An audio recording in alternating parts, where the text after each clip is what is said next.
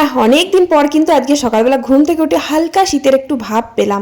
মনে হচ্ছে শীতকালটা এবার পড়বেই পড়বে। তো সকাল সকাল ঘুম থেকে উঠে পড়েছি, দিয়ে ঘরের কাজগুলো করে নিচ্ছি। প্রথমে বাসনগুলো ধুয়ে নিয়ে তারপর ঘরটা ঝাড় দিলাম, দিয়ে ঘরটা মুছে নিলাম, দিয়ে মুখটুক ধুয়ে একবারে চান করে পুজোটা করে নিলাম। কারণ এখন বাবা অসুস্থ, তো তাই জন্য মা পুজো করতে পারছে না, সেই জন্য আমি সকাল সকাল চান করে পুজো করে নিচ্ছি। আর উপরে জলখাবারের ভাতটা করে নিয়েছি, বড় ছেলের টিফিন রেডি করে ছোট সোনাকে খাইয়ে আমিও চাটা খেয়ে নিচে রান্নাঘরে চলে এলাম। ঝটাপট কড়াইটা মাটি দিয়ে রান্না শুরু করে দিলাম। কয়েকটা কুমড়ো ভাজলাম আর কয়েকটা পটল ভাজলাম। লাউ দিয়ে মুসুর ডাল হবে, লাউ মুসুর ডালটা কড়াই সিদ্ধ করতে দিয়ে মাছটা কেটে ধুয়ে নিয়ে রান্নাঘরে চলে এলাম। তারপর ডালটা সিদ্ধ হয়ে গেলে ডালটা একটু মশলা দিয়ে ফোড়ন দিয়ে নিলাম। এরকম চাপ চাপ করে লাউ মুসুরির ডাল খেতে কিন্তু আমার ভীষণ ভালো লাগে।